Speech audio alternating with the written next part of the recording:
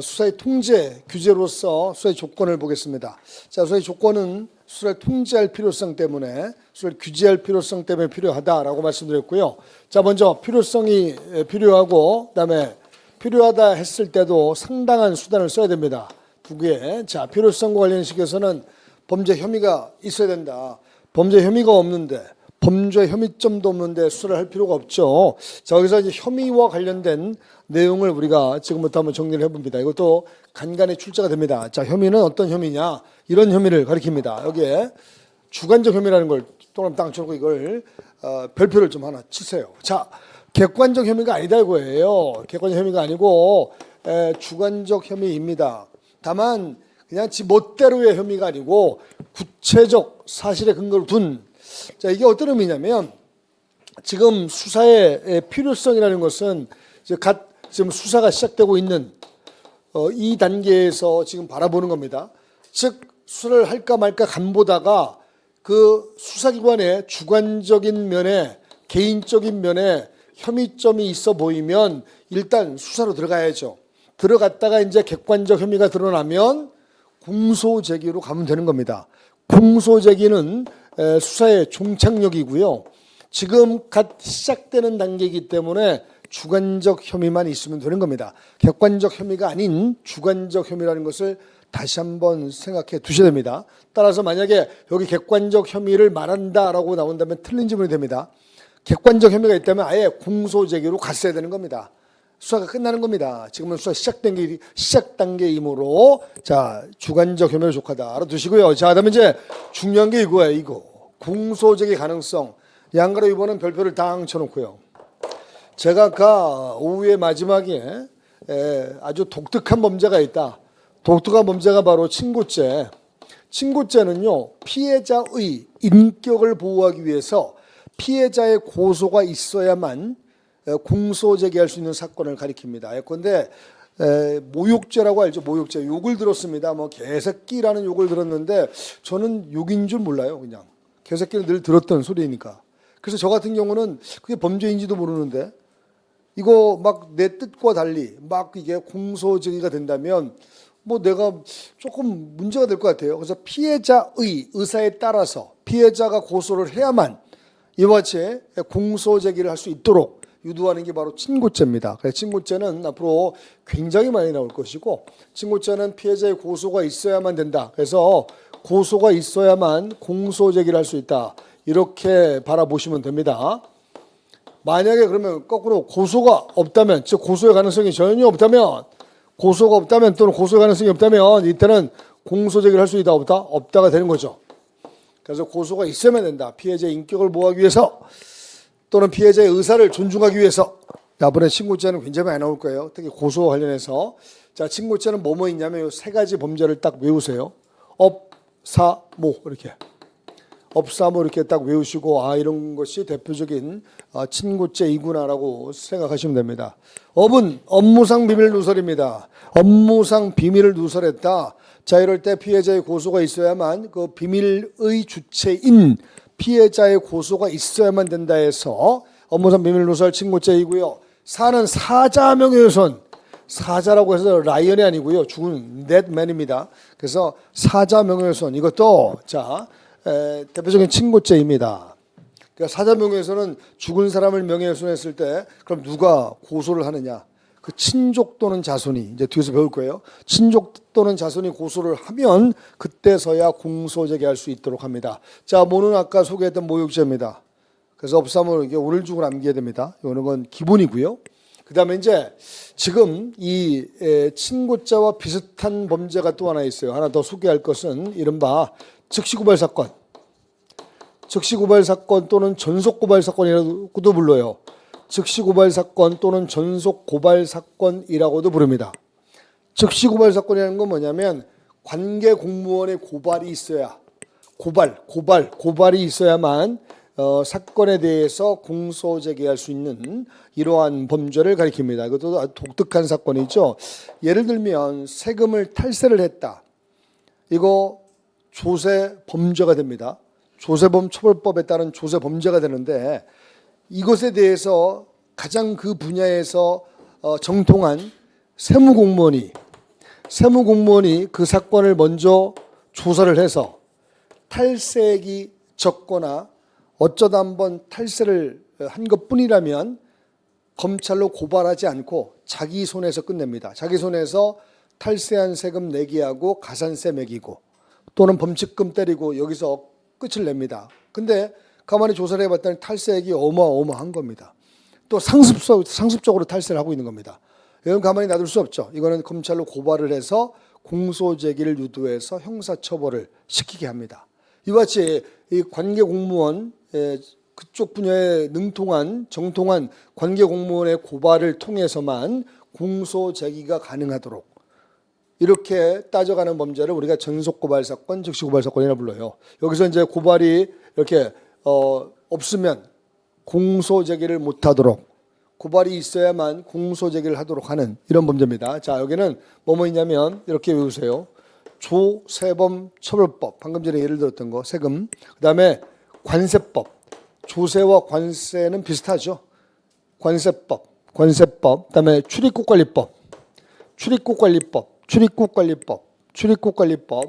자, 이 관세와 출입국관리법은 대한민국과 외국 간의 관계죠. 외국에 나갈 때, 들어올 때, 또 이 물품을 외국으로 수출할 때, 또 수입할 때, 이럴 때 붙는 게 관세잖아요. 그다음에 독점규제법. 독점을 하게 되면 소비자를 우롱하는 이러한 사태가 벌어질 수 있습니다. 그래서 독점을 철저하게 규제를 해요. 이게 독점규제법인데, 자, 이것도 관계 공무원들의 고발이 있어야만. 자, 앞으로 이것도 많이 나옵니다. 조관출동 이렇게 딱 외우시고. 자, 독특한 범죄 두 가지를 다시 한번 소개합니다. 첫째, 친고죄. 이건 뭡니까? 피해자의 고소가 있어야만 공소제기할 수 있는 사건. 거꾸로 피해자의 고소가 없으면 공소제기할 수 있다 없다? 없다가 되는 것입니다. 뭐뭐 있죠? 업사모. 그다음에 전속고발 사건, 즉시고발 사건 뭐뭐 있죠? 조관출도. 이거는 뭐가 필요합니까? 관계공무원의 고발이 필요하다. 고발이 있어야만 뭘 할 수 있다? 공소제기를 할 수 있다. 그러면 고발이 없으면 공소제기를 할 수 있다 없다? 없다. 아주 독특한 범죄죠. 독특한 범죄를 외우시고, 자, 지금 친고죄입니다. 지금 전속고발 사건입니다. 친고죄이고 전속고발 사건인데 지금 고소가 아직 없어요. 고발이 없어요. 고발 전이에요. 또 고소 전이에요. 자, 이런 상태에서도 과연 수사기관이 수사를 할 수 있을까요? 이걸 우리가 한번 알아보는 겁니다. 과연 수사가 가능합니까? 이거를 우리가 알아보는데 뭐 간단하게 우리가 볼 수 있다. 지금 단지 친고죄인데 고소가 없을 뿐이에요. 전속고발 사건인데 지금 현재 단지 고발이 없을 뿐이에요. 앞으로 내일이나 모레 고소의 가능성이 있어요. 또는 고발의 가능성이 있어요. 지금 현재는 단지 없을 뿐이에요. 이때는 가능성이 있기 때문에 내일 모레 만약에 고발 또는 고소가 있다면 공소제기의 가능성도 있는 거 아니겠습니까? 그럼 공소제기의 가능성이 있다면 수사를 할 수 있다 없다? 있다. 미리 준비해두고 대비해둔다는 차원에서 미리 수사를 해두고 내일 모레 고소를 받아서 공소제기로 가면 되잖아요. 그렇죠? 그래서 이거는 어떻게 따져가면 되냐면 가능성. 지금 현재 없을 뿐이고 가능성이 있다면 일단은 수사를 허용할 수 있다 없다? 있다. 근데 지금 단지 고소가 없는 상태에 그치는 게 아니고 아예 앞으로도 가능성이 전혀 없어요. 이제 뒤에서 배울 바와 같이 고소는 딱 6개월 동안만 하게 돼 있어요. 6개월. 범인을 안 날로부터 딱 6개월 동안만 고소할 수 있거든요. 근데 6개월이 지나갔어요. 6개월이 지나가면 다시는 고소할 수 있다 없다? 없습니다. 자, 6개월 지나간 상태에서는 단지 고소가 없는 상태에 그치는 게 아니라 고소의 가능성이 전혀 없다고요. 이때는 수사를 할 수 있다 없다? 없다 이겁니다. 자, 이렇게 나누어서 바라보는 게 우리 판례의 시각입니다. 그러면 우리 판례 아주 유명한 판례를 제가 지금부터 하나 소개를 할까 하는데 소개해도 되겠습니까? 네, 좋아요. 자, 2번 봤더니 여기에 친고죄 즉고발 사건에서 고소 전, 고발 전 수사를 허용할 것인가.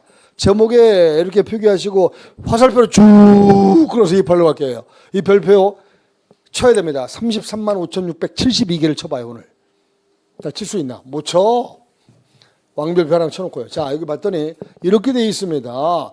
친고죄나 즉시고발 사건에서 지금 고소고발이 있기 전입니다. 여기 과연 수사를 허용할 것이냐. 장차 이게 키워드입니다. 앞으로 고소고발 가능성이 없는 상태에서 행위죄 따른 등의 특단의 선정이 없는 한 이렇게 읽으면 이거는 가능성이 있다는 얘기예요, 없다는 얘기예요? 가능성이 있다는 얘기예요. 자, 뭐라고 했냐면 가능성이 없는 상태에서 했다는 등의 이러한 특별한 사정이 없다라고 되어 있기 때문에 가능성이 있다는 거죠. 자, 가능성이 있다면 수사를 할 수 있다, 없다? 있다. 가능성이 있다면 준비해두고 대비해둔다는 식으로 수사를 해야죠. 그래서 이들은 수사를 할 수 있다. 수사를 했다 하더라도 위법한 게 아닙니다. 적법합니다. 괜찮습니다. 적법하다. 아주 중요한 판례입니다. 자, 밑에 있는 판례 비슷하니까 넘어갔고요. 자, 그다음에 이제 다음 갑니다. 여기 이거 하나 보고 갈게요. 2번 판례에서는 여기에 출입국 관리 사범 나오죠. 출입국 사범, 출입국 관리 사범. 저 사람 누굽니까? 이거. 주관 출독 출. 아까 무슨 사건이라고 불렀죠? 즉시 고발 사건, 전속 고발 사건. 자, 이거는 아까 말씀드렸습니다. 앞으로 고발의 가능성이 있다면, 고발이 없다 하더라도 고발의 가능성이 있다면 수사를 할 수 있다, 없다? 있다. 가능성만 두면. 자, 이렇게 보시면 됩니다. 자, 그다음에 똑같은 게 넘어가고요. 이것도 넘어가도 됩니다. 그다음에 상당성 갑니다. 수사가 필요하다 할지라도, 그래서 수사를 개시했다 하더라도 닭 잡는데 소 잡을까 쓰지 말아야 겁니다. 넘치는 과잉적인 수단 쓰지 말라. 좀 제대로 좀 해봐라, 제대로. 자, 제대로 해봐라는 것을 우리가 지금부터 보는데, 먼저 신의칙을 지켜야 됩니다. 신의칙이라는 거 들어봤죠? 신의, 신뢰, 믿음. 제발 이거 좀 지켜서 하라고. 믿음을 좀 지켜서 좀. 화를 내고 지랄이에요, 이거. 자, 믿음을 지켜서 하라, 믿음. 근데 수사기관이 먼저 트릭을 씁니다. 수사기관이 먼저 속임수를 씁니다. 그래서 속임수를 써서 함정을 파요. 덫을 놓아요. 그 피의자가 딱 걸려들자 애를 검거를 합니다. 이러한 수사 방법을 우리가 함정 수사라 불러요. 그래서 여기에 함정 수사가 과연 허용될 것인가? 이걸 지금부터 보고자 합니다. 자, 함정 수사는 크게 두 가지 유형이 있습니다.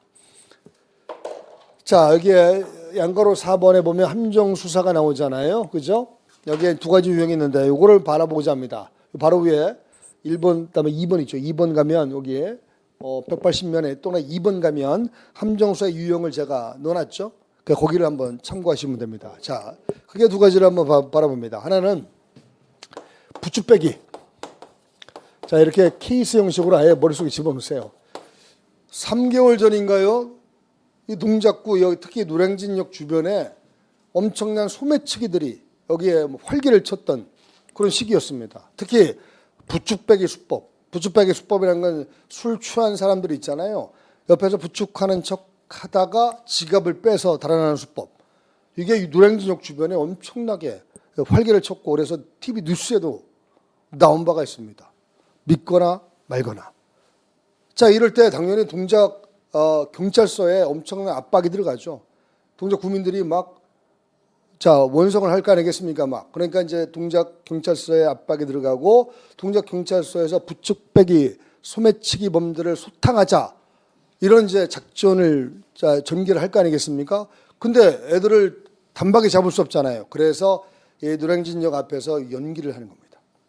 경찰들이 마치 술 취한 일반 시민들처럼, 그래서 경찰 몇 명이 술 취한 것처럼 널브러져 있고 누워 있고, 그래서 이렇게 함정을 놓는 겁니다. 함정을 파는 겁니다. 연애들과 어떤 놈들이 이렇게 슬금슬금 다가와요.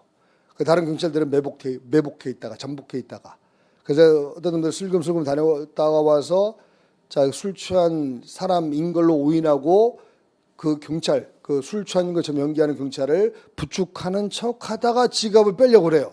그래서 잠복해 있던 경찰들이 덮쳐서 잡았다. 이게 부축배기 수법이에요. 자, 이거는 허용할 수 있나요? 허용해서는 안 되나요? 아직 말하지 마세요. 내가 좀 더 얘기할 거야.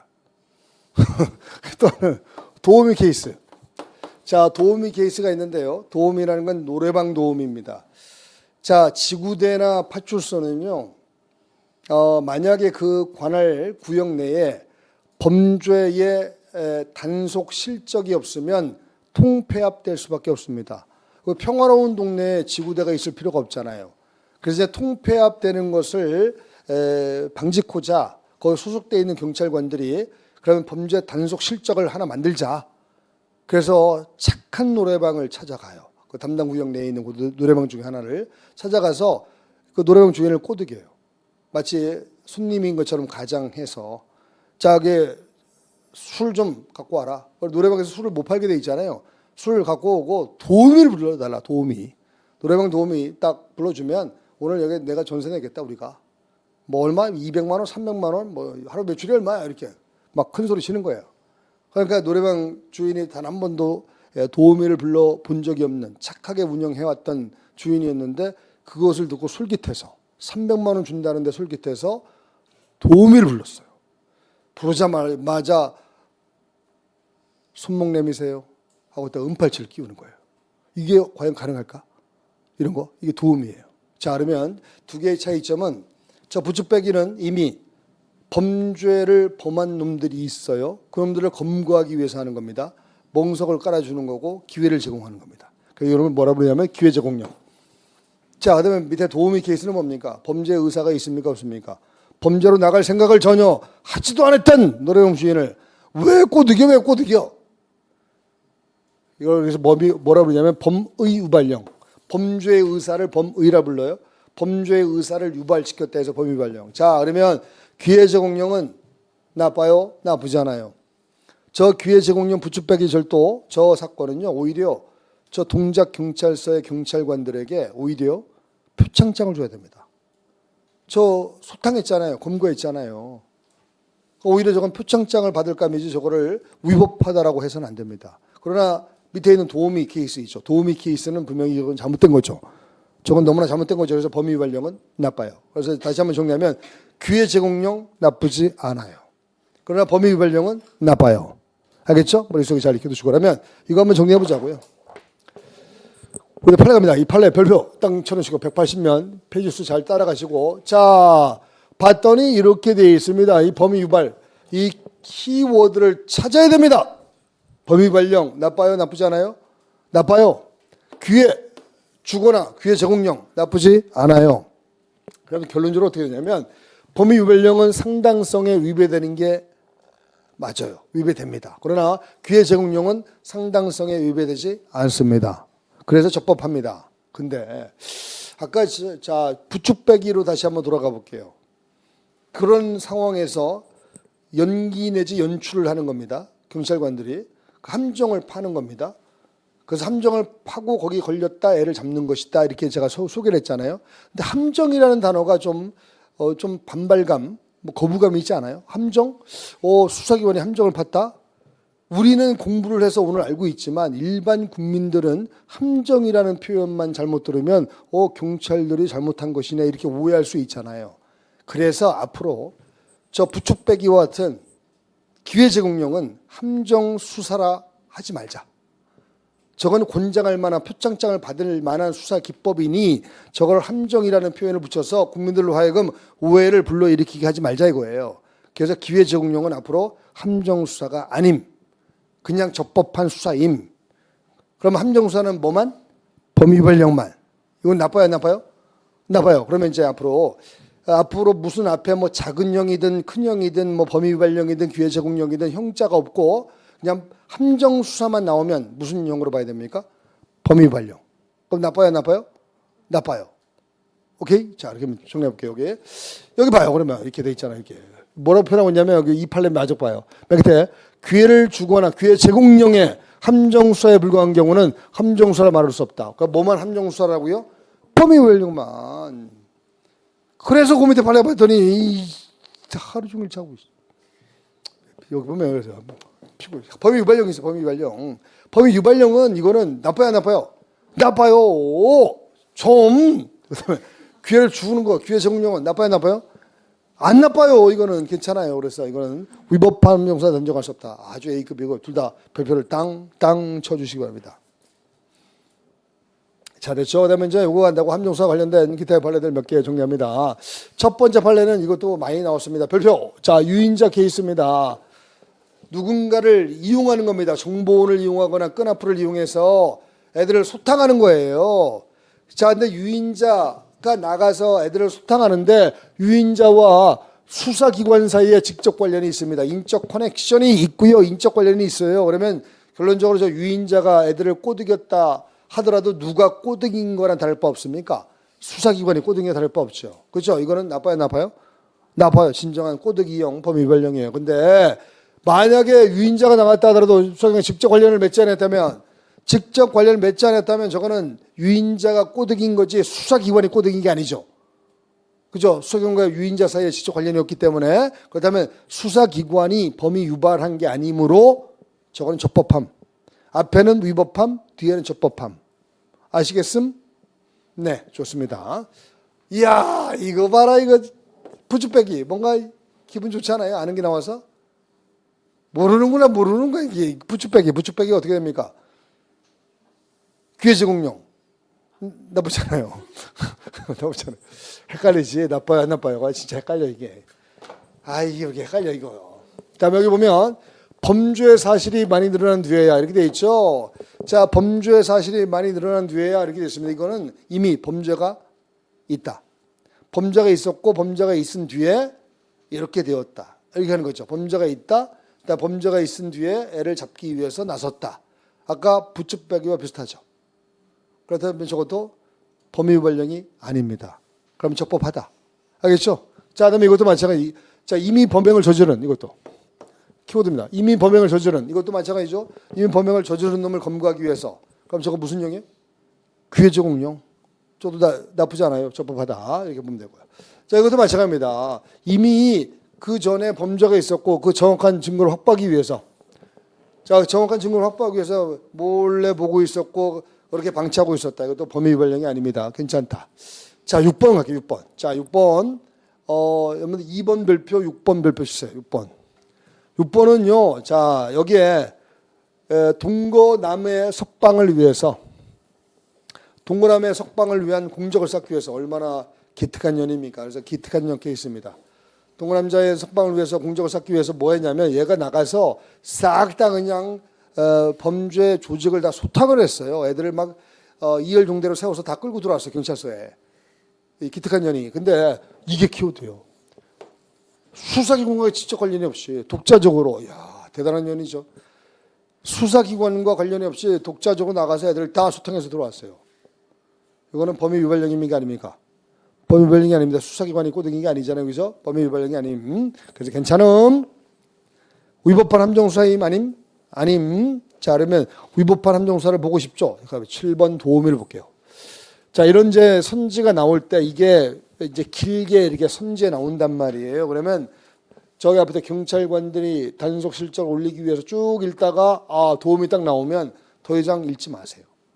그럼 도우미 케이스 딱 가서 그 다음에 맨 뒤로 가서 위법하다 위법하지 않다 이렇게 평가를 하는 겁니다. 이렇게 문제를 풀어가는 것이고 그래서 키워드가 중요한 거예요. 자, 도우미는 무슨 케이스죠? 범위위반령. 좋아요 안 나빠요? 나빠요. 그래요. 나 틀릴 뻔했네. 나빠요. 그래서 이건 나빠요. 그래서 위법합니다. 자, 됐고요. 8번은 넘어가도 되고요. 자, 그다음에 이제 그러면 자, 위법한 범위위반령의 함정수사가 진행되었습니다. 자, 지금 여러분들 요거를 지금 제가 여러분께 소개를 하고자 하는 거 요것도 자, 오늘 잘 익혀두세요. 오늘 익혀둘 게 많은데 첫날이라서 할 게 많아서 그래요. 자, 자신감 있게 처음에는 다 그런 것이고요. 한 2회독 할 때까지는 잘 머릿속에 안 들어와요. 그러나 이제 3회독 정도 할 때는 뭔가 막강해진다. 아직 시간이 90일 남았어요. 90일이면 역사가 충분히 바뀔 수 있다. 그런 자신감으로 끝까지 가시고 내년을 바라보면 안 되는 거 알죠? 올해 스물 던지는 겁니다. 던지고 여러분들 이런 자세라면 뭐 안 될 이유가 없죠. 여러분 인생에 한번 축적을 남겨보고 기적을 한번 만들어 봐요. 저는 충분히 만들 거라 생각합니다. 또 그런 분들이 나와야만 우리도 먹고 살고. 자, 여기 한번 볼게요. 뭐 하다, 그거 하려고 그랬죠. 자, 여기 보면 이게 공판정이라고 했을 때 아까 공판정의 그림은 한번 보여드렸었죠. 943에서 한번 봤었잖아요. 근데 그 공판정 그 안으로 들어가려면 이 공판정 문턱을 넘어서야 돼요. 근데 공판정 문턱을 넘어서기 위해서는 조건을 갖춰야 된답니다. 이 공판정의 문턱을 넘기 위한 조건을 우리가 소송 조건이라 부를 겁니다. 소송 조건을 갖춰야만 공판정에 들어갈 수 있다. 공판정에 놓고 한다고 해서 누구나 들어보내주는 게 아니에요. 어떤 사건이든 다 올 수 있는 게 아니에요. 이것이 소송 조건을 갖춰야만 비로소 여기에 들어온다고요. 근데 자, 여기 들어와야만 이제 그 법관 앞에서, 판사님 앞에서 당의 사건의 실체에 대해서 심리를 받아요. 실체 심리를 받는다는 것은 사건에 대한 재판을 받는다는 겁니다.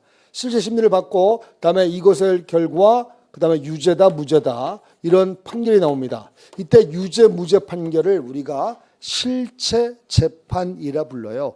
범죄 사건의 실체가 있다 없다. 있으면 유죄, 없으면 무죄. 이런 재판을 무슨 재판을 부른다고요?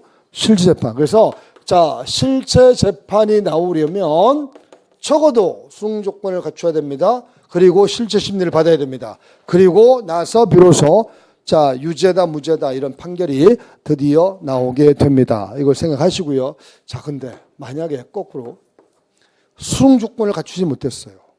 저 공판장의 문턱을 넘기 위한 조건을 갖추지 못했다고요. 자, 이 문턱을 넘지 못하면 가차없이 쳐냅니다.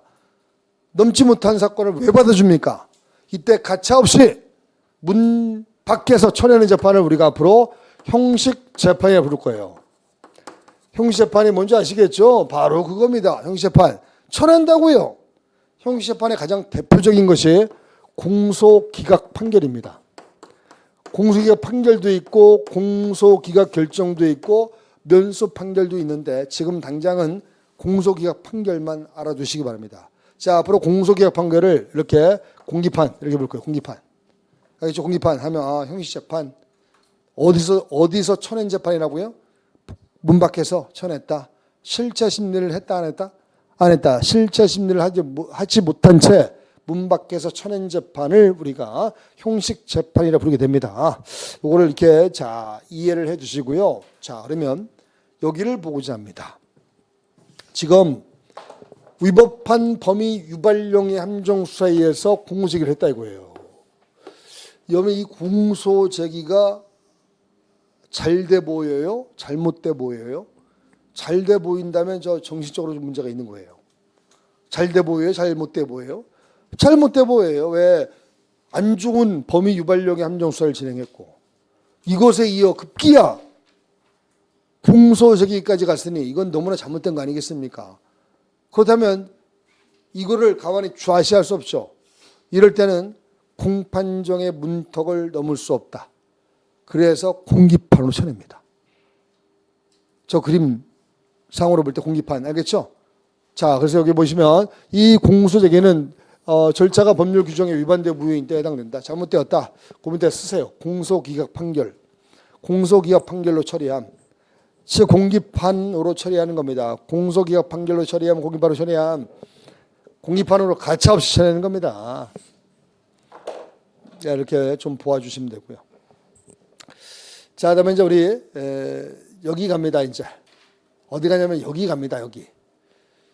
이제 소위 단서로 이제 들어갈까 합니다. 182면. 자, 소위 단서. 자, 단서는 우리가 아까 이 그림, 오후에 봤던 그림이 있죠.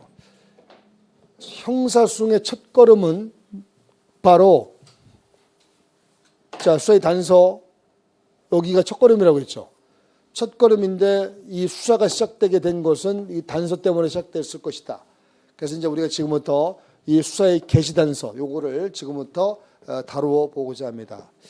자, 아까 잠시 보여드렸습니다만 저 수사의 단서, 즉 수사가 시작되게 된 배경, 수사가 시작되게 된 뭔가 원인, 여러 가지가 있다. 그래서 여러 가지를 이렇게 두 가지로 나눠봅니다. 그 밑에 그 182면의 밑에 보면 양가로 1번과 양가로 2번이 있죠. 거기에 각각 3개씩 묶어요. 먼저 수사기관 자신의 체험에 의한 경우 불신검문이 있습니다. 불신검문이 뭡니까?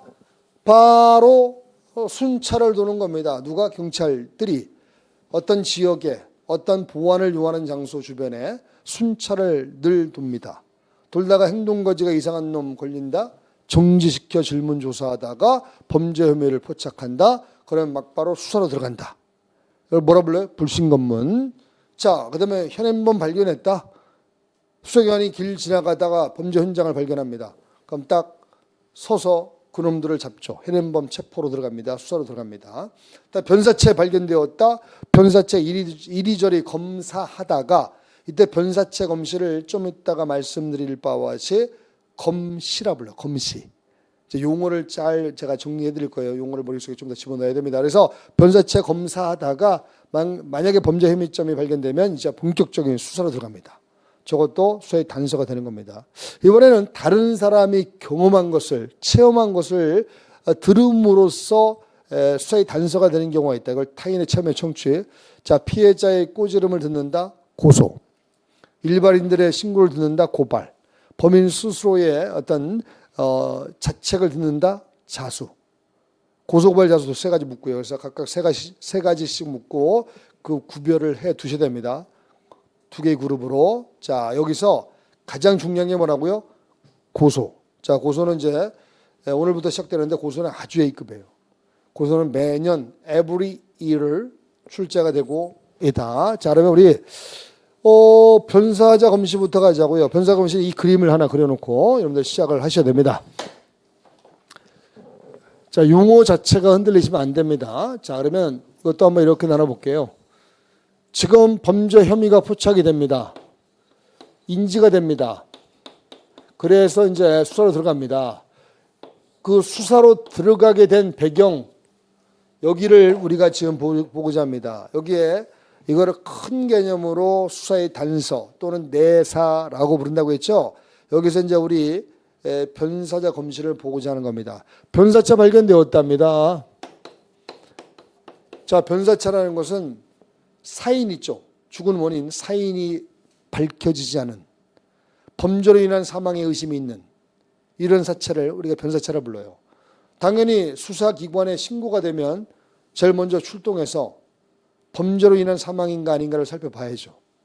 그래서 범죄로 인한 사망의 냄새가 난다면, 즉 범죄로 인한 사망의 혐의가 드러난다면 이제 본격적인 수사로 들어가게 됩니다.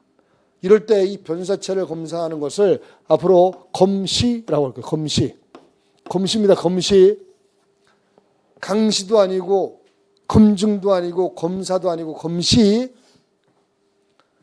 자, 한번 여쭤보겠습니다. 이 변사자 검시는 수사입니까? 수사가 아닙니까? 수사가 아니죠. 아직 수사 시작되기 전 단계. 이제 수사는 여기에 들어와서는 수사가 되는 겁니다. 여기에. 그렇죠? 수사가 시작되게 된 배경 또는 그 원인에 불과하기 때문에 변사자 검시는 수사가 아닙니다. 여기서 만약에 혐의점이 드러났습니다. 왜? 사체에 보니까 칼자국이 나 있어. 칼자국. 이리저리 찍힌 흔적들, 칼에 찍힌 걸 자상이라고 부르는데 자상이 막 여기저기 막 그렇게. 그럼 그 범죄로 인한 사망의 냄새가 강하게 나죠. 그러면 당연히 수사를 들어가야죠. 수사로 들어가야 될 거 아니겠습니까? 그래서 소위 단서가 되는데 이때 만약에 수사를 딱 개시하면 변사자 검시 결과 범죄 혐의점이 드러나서 수사로 들어가겠다라고 이렇게 선언하게 되면 수사로 딱 들어가면 같은 시체를 검사한다 하더라도 여기는 검증이라 불러요.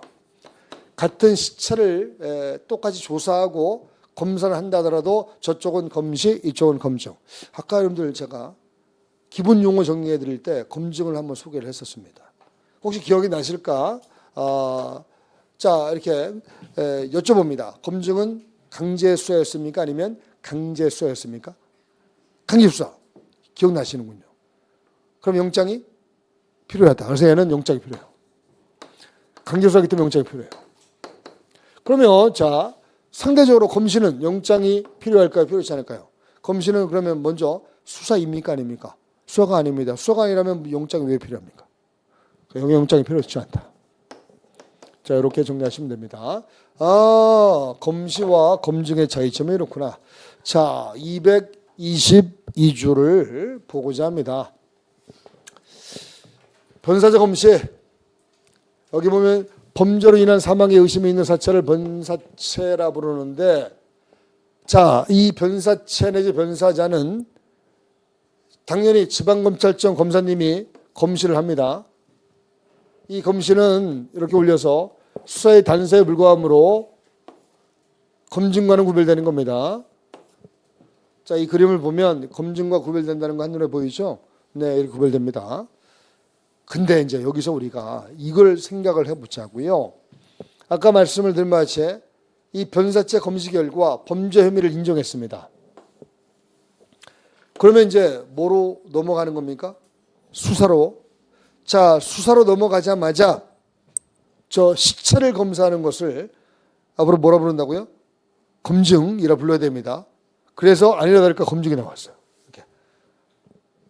전항의 검시로 혐의를 인정하면 수사로 이관합니다. 수사로 가자. 수사로 넘어갔는데 수사로 넘어가면 그 이름을 뭐라 부른다고요? 검증이라 불러요. 그래서 수사로 가자. 검증이 되었다. 이렇게. 근데 아까 제가 검증의 경우에는 영장이 필요하다라고 소개를 했지 않습니까?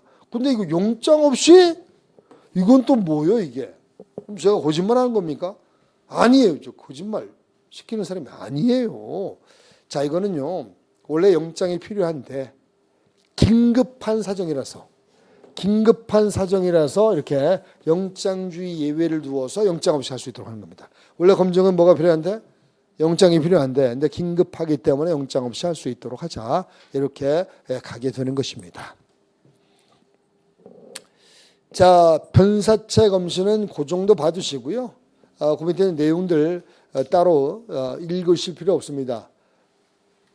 자, 그다음에 이제 부신 건물 갑니다. 부신 건물은 경찰관 직무집행법에 있다는 걸 먼저 생각하시고, 그러면 경찰들이 하는 것이네요. 그럼 우리 시험에 안 나오겠네요. 뭐가 안 나옵니까? 나오는데 중요하거든요. 그래서 우리가 이걸 좀 보자. 부신 건물도 이 그림을 좀 하나 그리고 갔으면 좋겠습니다. 저녁 먹을 때 식당 사장님하고 싸웠어요. 얼굴들이 이렇게 울그락불그락이지. 저녁 먹을 때 싸웠어요. 저녁 먹을 때 저녁이 맛이 없었어요. 어디야 쌍 내가 싸대기 때려줄 테니까. 누구야 이게. 우리 학생들 맛없게 쌍. 너나 잘하세요 이거예요. 자, 열심히 하겠습니다. 자, 그러면 부신 건물 보자고요. 자, 이렇게 잘라서 여기를 혐의가 있다, 인지했다, 포착했다라고 보겠습니다. 여기서 이렇게. 자, 지금 경찰들이 나서고 있는 거죠. 경찰들이 나서고 있다. 그러면 경찰작용이라고 우리가 칭할 때 경찰작용이라고 부를 수 있다라고 생각하고, 자, 이쪽에 수사로 넘어왔어요. 수사로 넘어온 뒤에 경찰들이 뭐 압수도 하고 수색도 하고 피의자를 소환해서 조사도 하고 참고인 조사, 현장 조사 등 할 거 아니겠습니까? 자, 이러한 경찰 작용을 우리가 뭐라고 전문 용어로 부를 수 있냐면 사법 경찰 작용. 우리가 아까 사법 경찰 관리를 봤었잖아요. 수사를 할 수 있는 힘을 가진 경찰들을 우리가 사법 경찰 관리라 부를 수 있다라고 했었고, 약칭 사경이라고 부르기로 했죠. 그래서 그걸 따서 이걸 우리가 사법 경찰 작용이라고 이렇게 부를 수 있습니다. 그야말로 수사죠.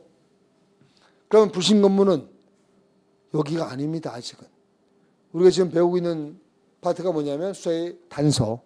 수사의 단서라면 수사가 시작되게 된 배경, 여기를 지금 보고 있는 거예요. 순찰을 돌다가 범죄 혐의점 발견, 수사로 들어감, 그죠? 그래서 여기를 우리가 불신 건물이다 이렇게 부를 수 있는 이런 단계라 이거예요. 불신 건물. 불신 건물은 저기입니다. 저기. 근데 이제 여기서 우리가 생각해 보자고요. 불신 건물 단계에 들어왔는데 이거 누가 한다고요? 경찰들이 합니다. 그러면 이 경찰 작용으로 이거를 바꿔서 부른다면 얘는 사법 경찰 작용이라고 부를 수 있을까요, 없을까요? 사법 경찰 작용이라고 부르면 안 됩니다. 왜? 아직 수사가 아니기 때문에. 수사가 시작되기 전이죠. 수사가 아니기 때문에 얘를 사법 경찰 작용이라고 칭해서는 안 됩니다. 그럼 뭐라고 이야기해야 되냐? 이거는 보안 경찰 작용입니다. 일정한 지역을 보안하기 위해서, 일정한 시설을 보안하기 위해서.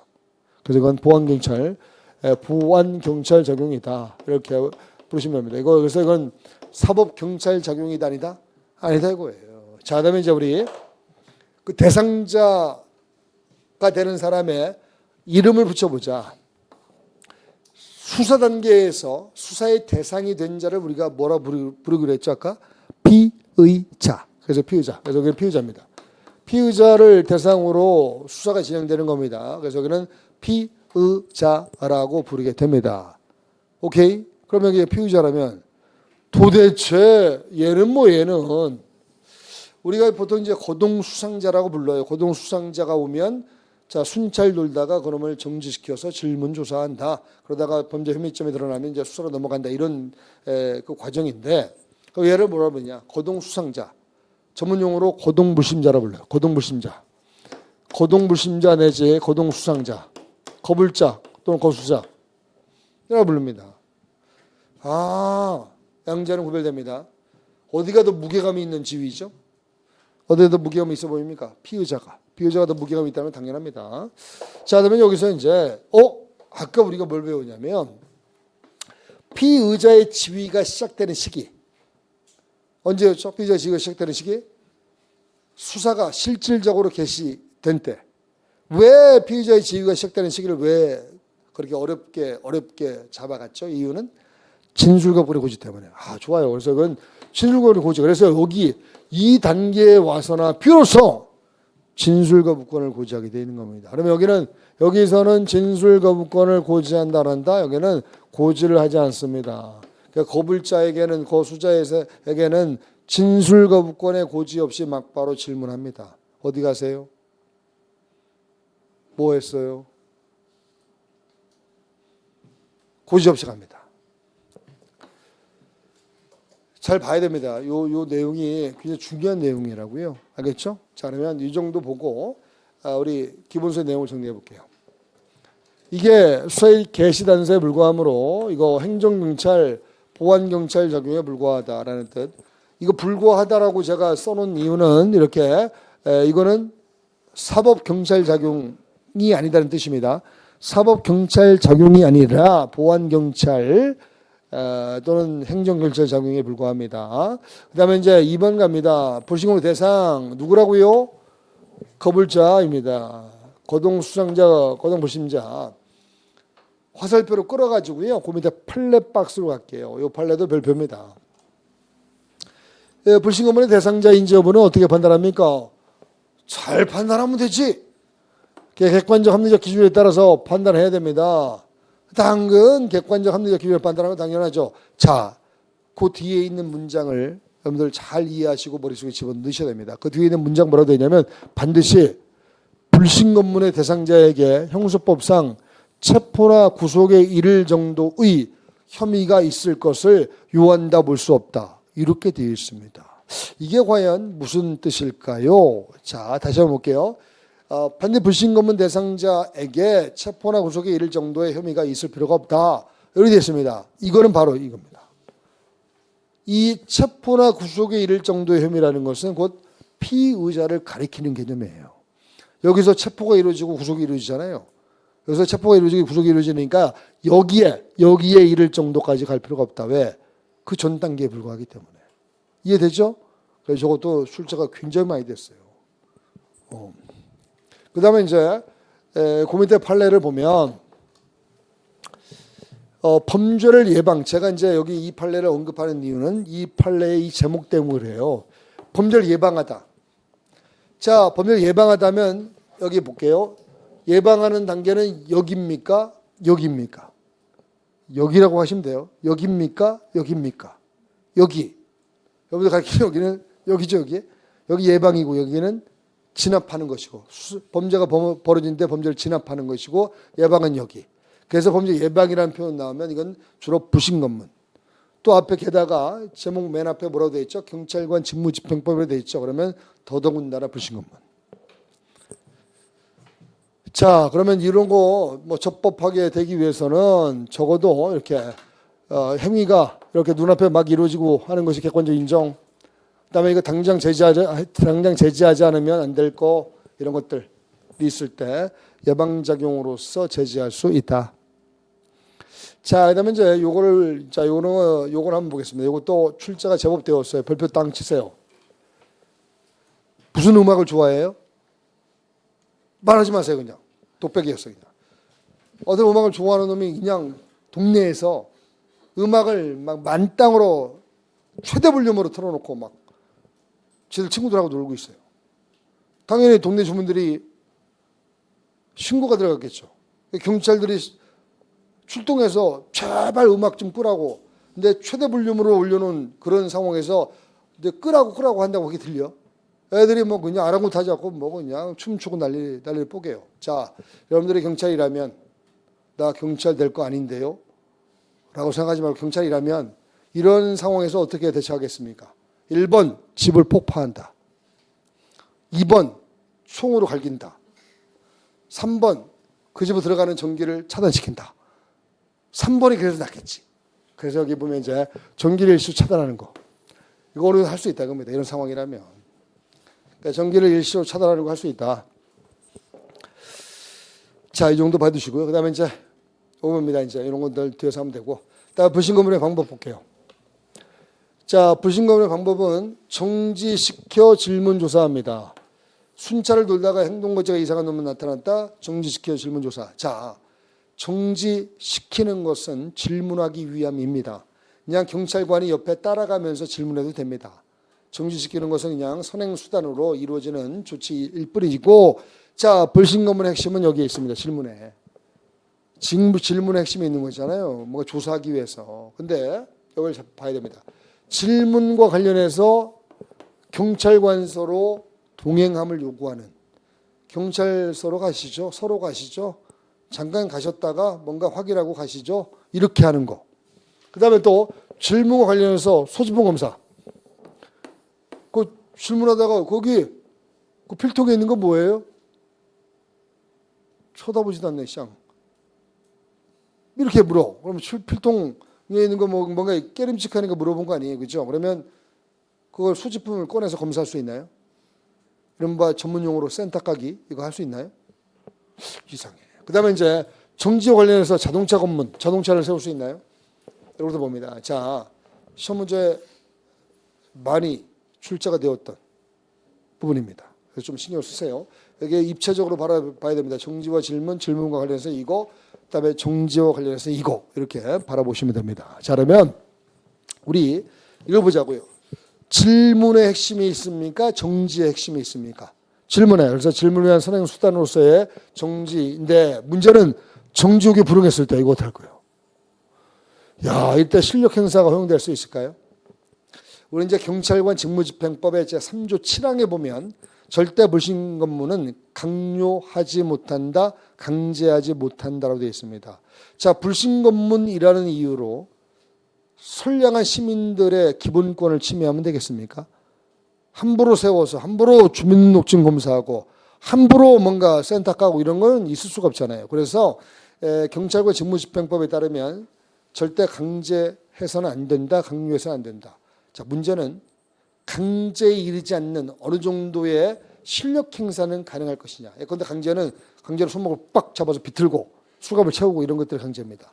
그게 아니고 그냥 살짝 몸에 손을 대는 정도? 아, 왜 이러세요? 조금만 서보세요. 응, 이거 알지? 서보세요, 이렇게. 이런 거는 가능할까요? 실력 행사? 이런 것들을 우리가 바라보는 겁니다. 자, 이렇게 우리가 접근해야 됩니다. 강제는 안 되죠. 강제는 안 되지만 어느 정도의 불신검문의 실효성을 위해서 불신검문의 어떤 기능을 다하게 하기 위해서는 어느 정도는 가능할 여지가 있죠. 그래서 실력 행사가 어느 정도 가능하다. 그래서 이거 강제에 이르지 않는 정도의 유용력 행사. 유용력이라는 건 뭔가 보여주는 겁니다. 자, 여기서 화살표 끌어가지고요. 자, 판례로 갑니다. 판례. 이 판례도 별표를 딱 쳐놓고요. 그 다음 페이지 판례입니다. 이 정도는 가능할 수 있다. 이렇게 보고 있습니다. 자, 뭐라고 하고 있냐면 여기 보세요. 사회 통념상 용인될 수 있는 상당한 방법으로. 용인이라는 게 뭐예요? 저 경기도에 있는 용인? 아니죠. 용인은 참아내다. 참아내다. 인내하다. 인내하다라고 용인, 또 인용, 수인이라고 그래요. 수인, 인내하다. 자, 인내할 수 있는 상당한 방법으로. 그래서 어느 정도 이 정도는 할 수 있다. 그래서 여기 앞을 가로막고, 제차 앞을 가로막고, 앞을 가로막고, 여기 있어. 앞을 가로. 아이, 바로 여기 있었네. 창피하게. 앞을 가로막고. 앞을 가로막기 정도는 할 수 있다. 그래서 앞을 다 가로막고, 아, 왜 이러세요? 조금만, 자, 하나만 질문할게요. 이렇게 할 수도 있다. 이런 거 가능하다. 이렇게 보고 있습니다. 자, 그다음에 이제 질문 갑니다. 불신검문 핵심이에요. 질문이. 다시 확인해 주시고. 자, 절차는 말이죠. 질문할 때 우리 마동석을 다시 한번 소환해 볼게요. 우리 동석이가 만약에 그 얼굴이 연예인으로 알려져서 그렇지 연예인으로 알려지지 않으면 걔가 조폭입니까? 깡패입니까? 아니면 형사입니까? 조폭과 깡패와 형사의 그 한계선이 굉장히 모호해요. 걔가 경찰이라니까 경찰처럼 보이지 행동하는 거 봐 이렇게 걷는 팔자걸음 걷는데 이게 조폭이지. 그래서 이상한 사람들이 와서 나한테 조폭처럼 생긴 사람들이 형사라는 이유로 나한테 질문한다?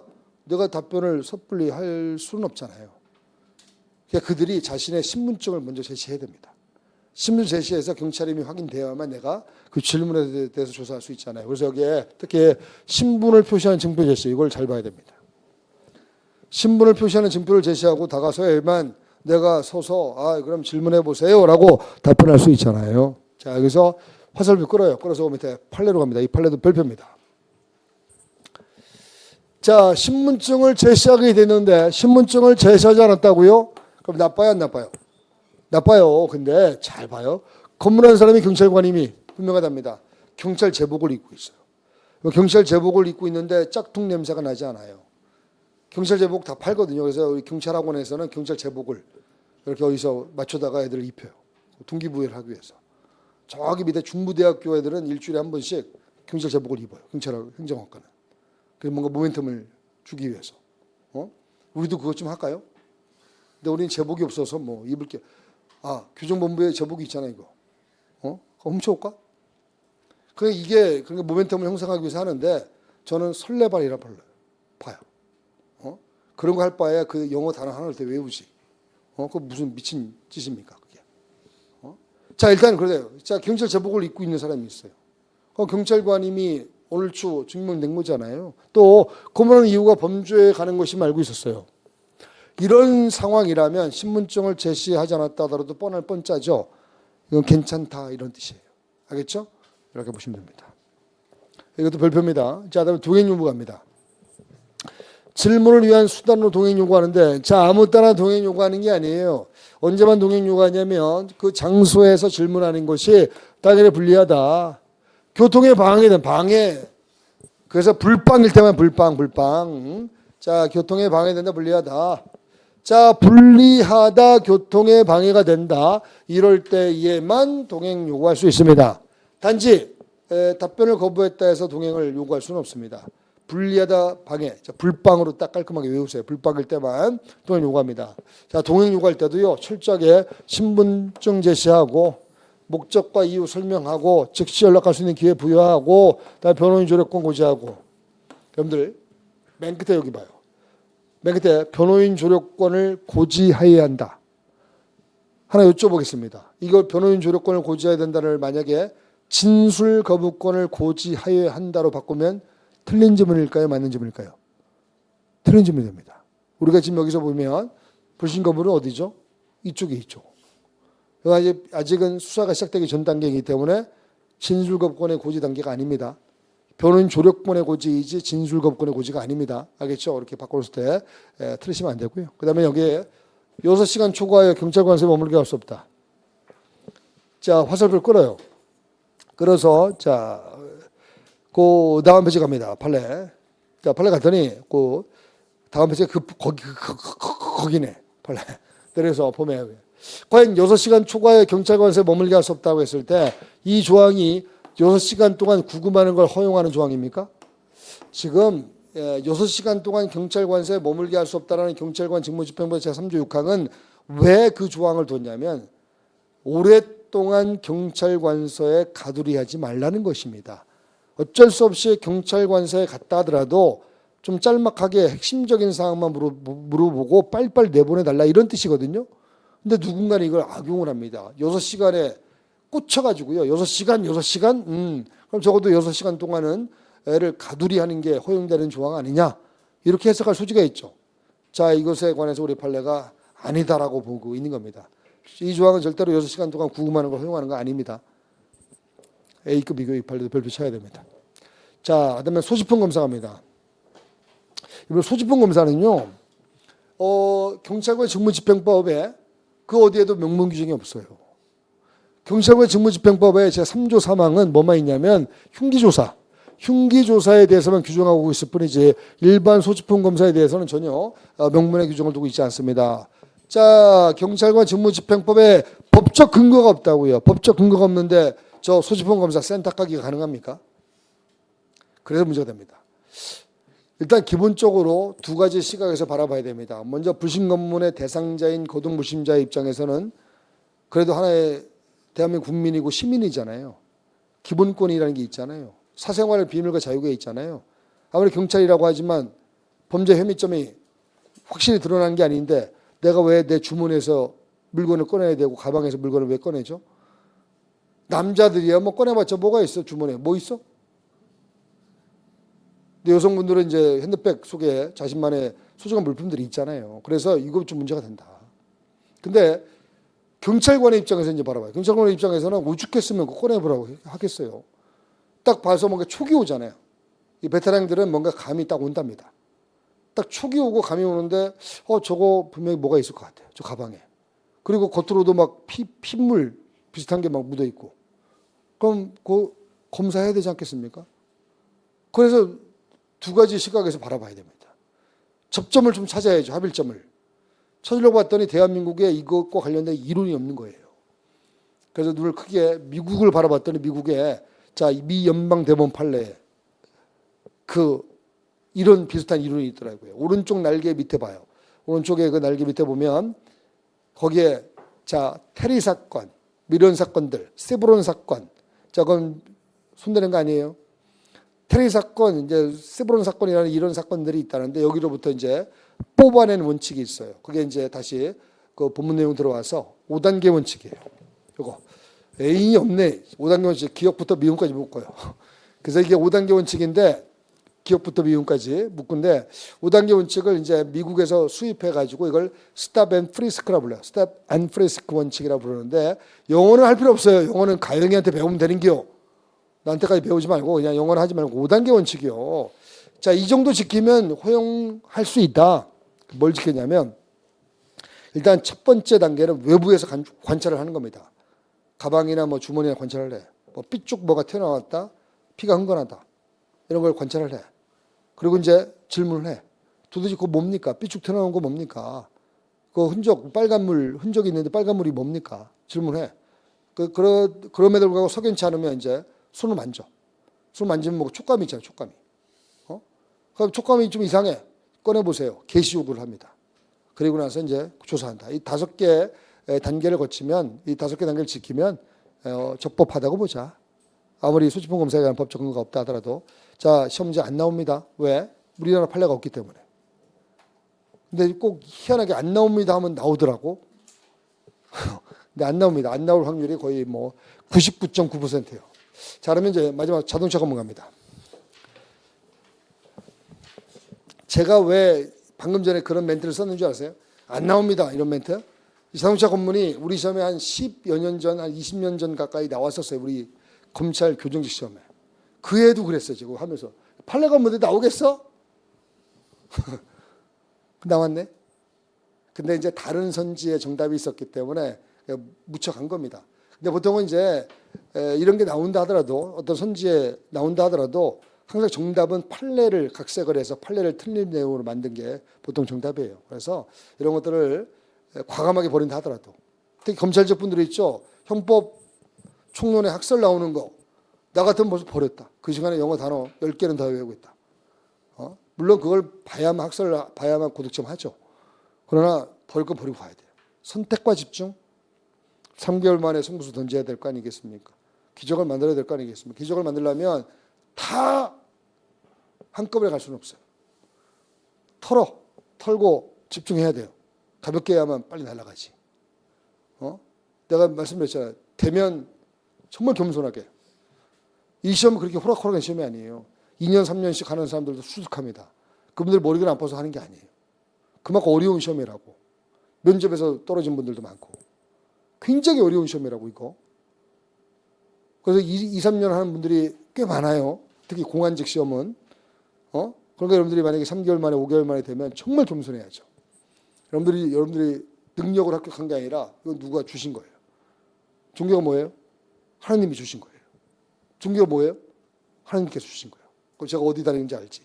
대충 종교. 그래서 여러분들이 그러니까 겸손하게 살고 난 만약에 안 되면 한 번 더 하면 되는 거지. 그때부터 또. 이게 피가 되고 살아야 된다고요. 3개월 동안 작업한 게. 그러면 2026년도에는 확실히 될 거 아니겠습니까? 근데 처음부터 2026년을 바라보면 26년, 27년도 안 돼요.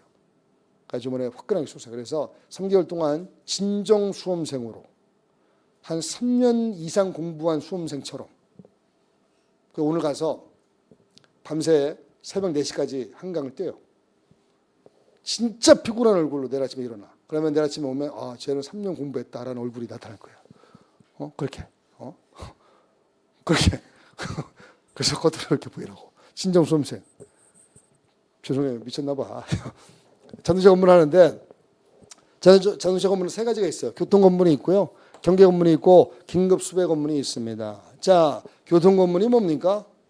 교통 신호 사범 잡는 거예요. 신호 위반 사범. 저거는 수사가 아닙니다. 저거는 그냥 행정경찰, 교통행정경찰 적용에 불과합니다. 자, 이번에는 경계 건물. 경계 건물이야 말로 그야말로 불신 건물이에요. 일정한 보안을 요하는 시설 근처에서 자동차 지나갈 때 전수검사 하잖아요. 바리케이드 쳐놓고. 그거예요. 저건 불신 건물입니다. 그럼 저거는 무슨 경찰 작용이겠습니까? 보안 경찰 작용. 자, 불신 건물이라고 쓰시고 경계 건물 옆에 이것이 경계 건물이 바로 불신 건물이고요. 그렇다면 긴급 수배 건물은 뭐예요? 어젠가요? 요 밑에 투썸 프레스 있죠? 그 옆에 편의점이 있는데 편의점에 강도가 들었어요, 어제. 저 몰랐어요, 여러분들? 믿거나 말거나. 자, 어제 강도가 들어가지고 자, 동작 경찰서에서 출동을 했단 말이에요. 출동을 한 다음에 제일 먼저 해야 될 일은 뭡니까? 바리케이드 쳐야죠. 각 골목마다 도망가지 못하도록. 거기 자동차 지나가는 것들 다 검사해야죠. 이게 바로 긴급 수배 건물인데 긴급 수배하기 위해서 이건 수사입니다. 왜? 범죄가 있는 뒤에 범죄를 진압하고자 하는 거니까. 저는 임의수사입니다. 임의수사. 영장이 필요 없는 임의수사로 취급한다. 이게 우리 시험에 나왔었다고 이게. 그러다 임의수사로 쓰고 임의수사. 저게. 근데 이제 다시는 안 나올 거예요. 나와도 이제 다 저게 정답이 될 일은 없을 것이고 다른 것으로 푸드까지 풀 수 있다. 그래서 우리가 자 불신검문까지 했습니다. 드디어 이제 마음을 가다듬고 정신을 차리고 이제 죽기를 쫑긋 세우고 여러분들이 공부를 해야 될 파트가 왔습니다. 그게 바로 고소입니다. 한번 쉬었다가 가자고요. Swagger down the street with your red lips and funky beat. You better hold your head up to the sky. I'm gonna roll with you till the day I die.